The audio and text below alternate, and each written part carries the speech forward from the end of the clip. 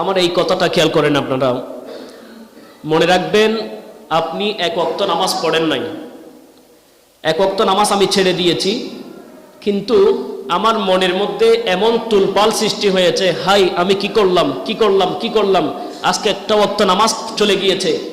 এমনও মনে হবে যে আপনার মাথার উপরে পাহাড় ধরে রেখেছে, কেউ যেন আপনার মাথার উপরে পাহাড় চাপিয়ে দিচ্ছে। মনের মধ্যে একটা বোঝা, একটা টেনশন, যতক্ষণ পর্যন্ত আপনার মনে কাজ করবে ততক্ষণ পর্যন্ত মনে রাখবেন আল্লাহর সাথে আপনার একটা কানেকশন আছে, একটা সম্পর্ক আছে, আল্লাহর সাথে আপনার একটা ভালোবাসার সম্পর্ক আছে। এই সম্পর্ক কখন নাই?